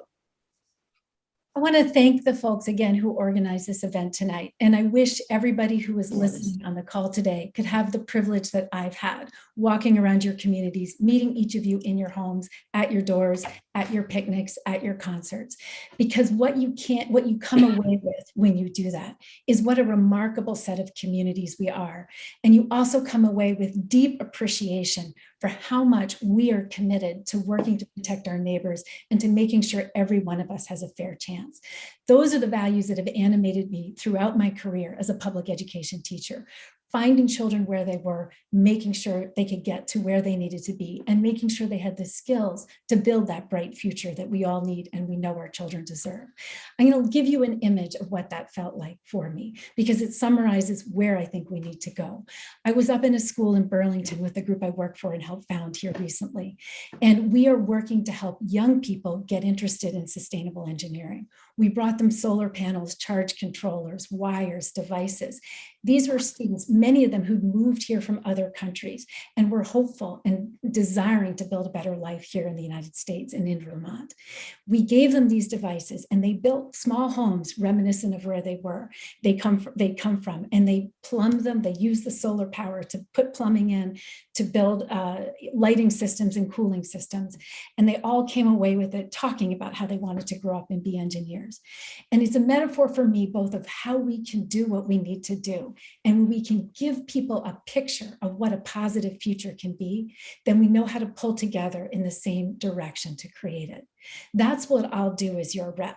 And I'll do it because so many of you worked so hard to make sure I understand what you care about and what you need to be able to live and thrive in our communities. And that's what I hope to bring to Montpelier, and it's what I hope to bring back to you. That ability to listen, that deep determination to make sure every one of you feels safe and able to live and thrive here at home in Vermont in the bright green future that we all deserve. Thank you very much for coming, and please don't forget to vote. Thank you, Rebecca, very much. Jim. Yeah, thank you, Jack. Thank you, Rebecca. Thank you, Dee. I'd like to address the issue that I didn't get to address adequately when we began. I was interrupted by my telephone ringing. which is clearly climate change, which we've all spoken about quite articulately this evening, and tie that into, as we recognize, things that are very much part and parcel to solving the problem. One is workforce housing, and one is workforce development. What's the deal here? Climate change is important to all of us, but where we live and how we live is very much part and parcel of solving the problem. And as we all recognize, we have a dearth of workforce housing, and we have a dearth of people who can build it. Things are getting more and more expensive. As we know, the pandemic has exacerbated existing problems and made us more specifically aware of what the problems have been all along. We just have been glossing over those things and skipping on to the next thing.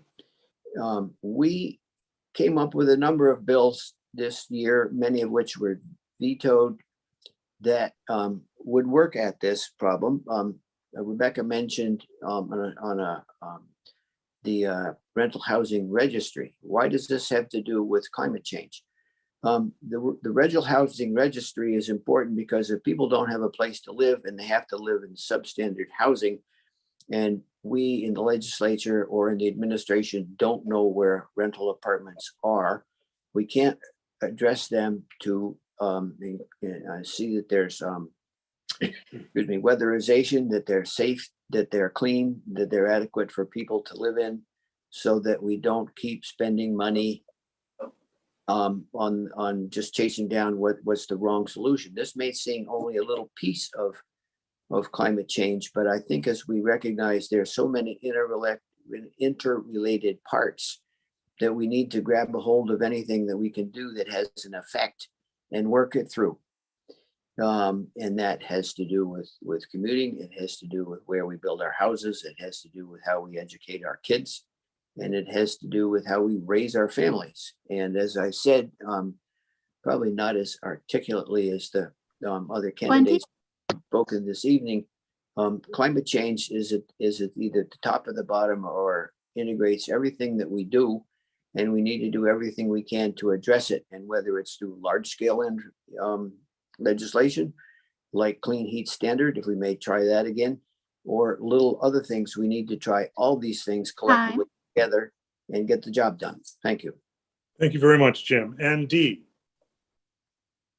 Well, I wanted to thank all the participants tonight and the organizers, and thanks everybody for coming to the campaign forum and for everyone's attention and their input. As mentioned, we're facing challenging times, and we have more challenges ahead.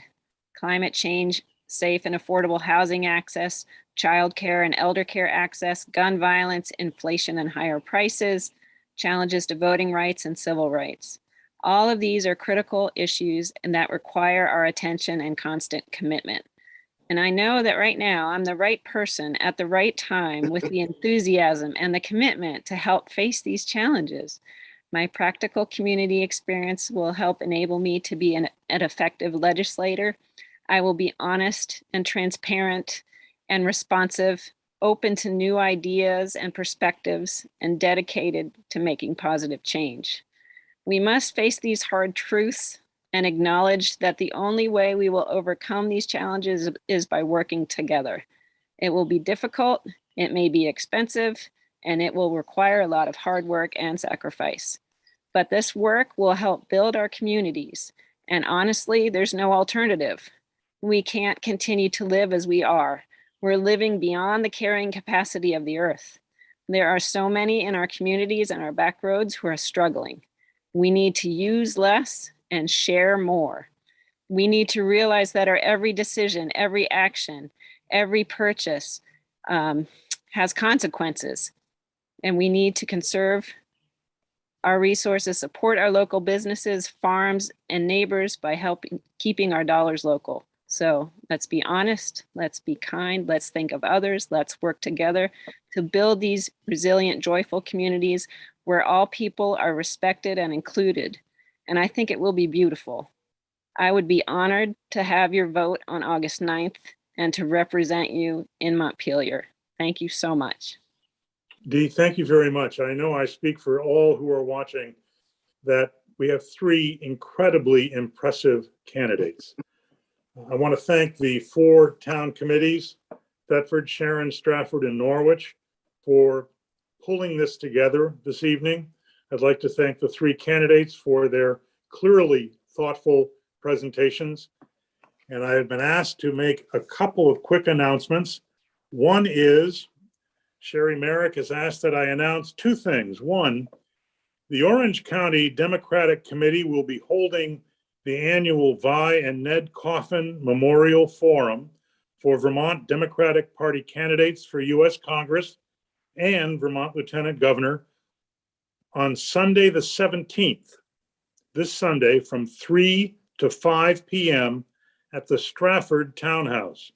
All are invited. It's a BYO picnic from 1 to 3 at the townhouse grounds, and then the forum from 3 to 5. The forum will also be live streamed and recorded for later viewing.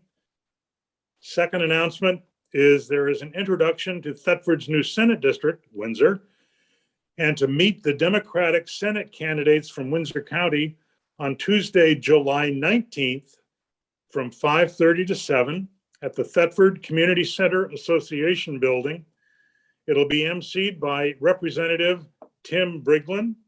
The Senate candidates from Windsor County, the Democratic Senate candidates are Senator Allison Clarkson from Woodstock, Senator Dick McCormick from Bethel, and Representative Rebecca White from Hartford. I would remind all who have watched this evening, and I thank you for watching, the primary is August 9. Vote.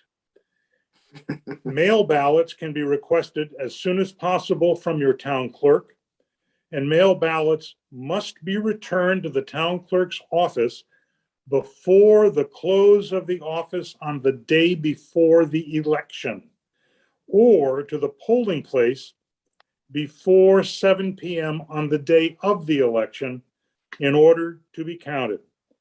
In-person voting on Tuesday, August 9 for Norwich, Sharon, and Strafford is from 7 a.m. to 7 p.m.